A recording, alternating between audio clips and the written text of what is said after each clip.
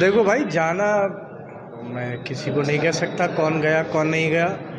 बहुत से लोगों की मजबूरियां हैं, बहुत से लोगों की परेशानियां हैं, कारोबार हैं, मुकदमे हैं। हमारे पास वो वॉशिंग मशीन नहीं है जिससे लोगों के दाग धुल सके। भाजपा के पास है, वो अपनी वॉशिंग मशीन का इस्तेमाल कर रहा है। इसके अलावा तो भाजपा में कि अभी किसी भी बात पूरे मंत्रालय ने यहाँ डेरा डाल रखा है रामपुर में, खुद मुख्यमंत्री भी आ रहे हैं, तो किस बात का उनको डर है इस बात का? मैंने अभी एक बात मीडिया चैनल में इस बात को कहा कि जिस तरीके की चुनाव आयोग की परिकल्पना कल सुप्रीम कोर्ट ने की है परसों, अगर उस तरीके का चुनाव आयोग होता तो शायद लोकसभा का उपचुनाव आसिम राजा साहब 2 लाख वोटों से जीत चुके होते।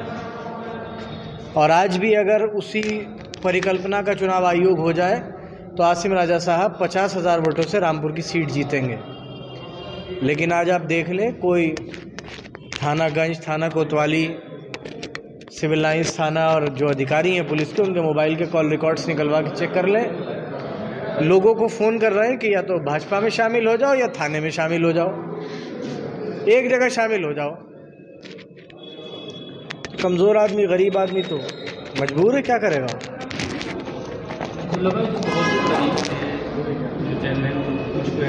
और आपका शामिल नाराज़गी क्या थी आपसे जाने की? अक्सर नाराज़गियाँ मजबूरियों के बाद पैदा होती हैं। जो नाराज़गी है वो मजबूरी के बाद पैदा होती है। तो कहीं ना कहीं कोई मजबूरी रही हुई होगी।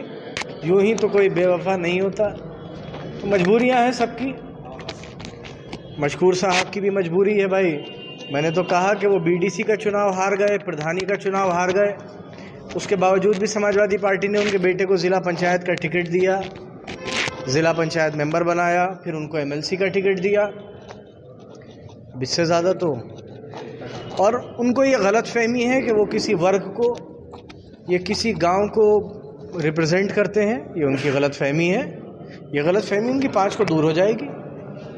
आप पूरी ताकत लगाने के बाद समाजवादी पार्टी के सिलेक्शन को किस तौर पर मानते हैं? मैंने कहा ना, जिस चुनाव आयोग की परिकल्पना सुप्रीम कोर्ट ने करी है, अगर उसी परिकल्पना का चुनाव आयोग हो जाए तो आसिम राजा साहब 50,000 वोटों से जीतेंगे।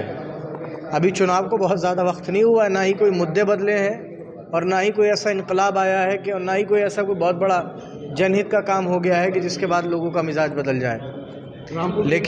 लेकिन मुझे याद है 2017 में जब समाजवादी की सरकार ख़त्म हो रही थी और इलेक्शन आने वाला था, तो अगर कोई आम आदमी भी किसी अधिकारी की शिकायत कर देता था तो चुनाव आयोग उसे फ़ौरन बदल देता था।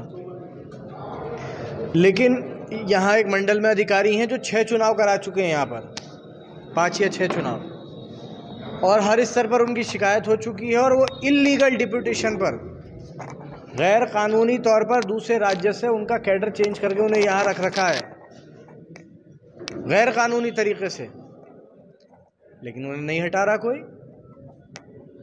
तो चुनाव आयोग ने की जो परिकल्पना सुप्रीम कोर्ट ने जिसकी उम्मीद करी है वो अभी कुछ दूर है, क्या कह सकते हैं। चुनाव प्रचार में किसी तरह से विश्वास?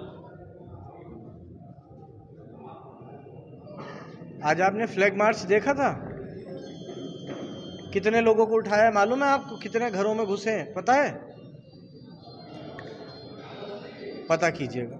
और मैं तो सारे चैनल से कहूँगा कि लोकतंत्र की रक्षा करने के लिए आप लोगों को आना चाहिए। हर चैनल अपनी 10-10 ओबी वैन भेजे रामपुर में, और वो ओबी वैन लाइव लगाई जाए ताकि पूरा देश देखे रामपुर में कैसे चुनाव हुआ था और कैसा चुनाव कराने की तैयारी है।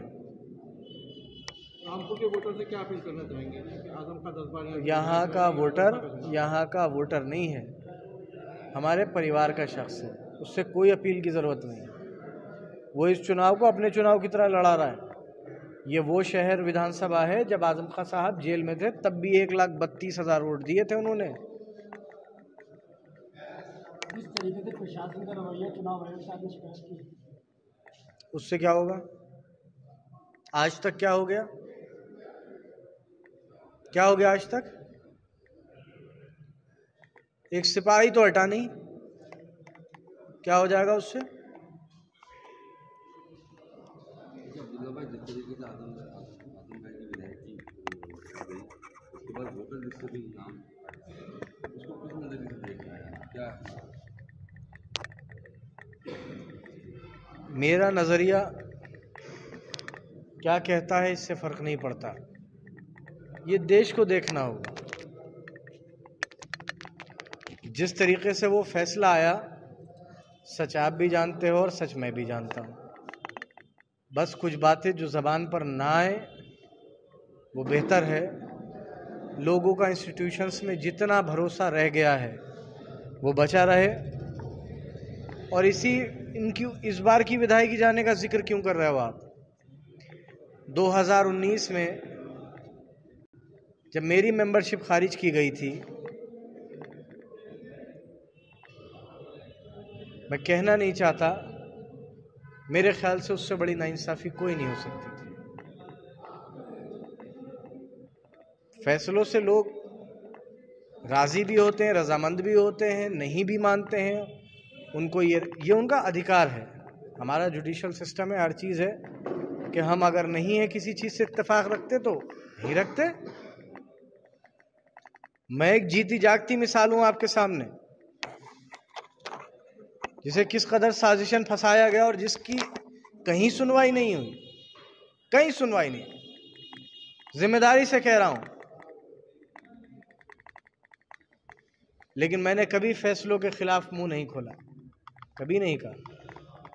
लेकिन आज आपके सामने कह रहा हूं कि जितनी ज्यादती उस मामले में मेरे साथ हुई है, शायद ही किसी के हिंदुस्तान के इतिहास में हुई।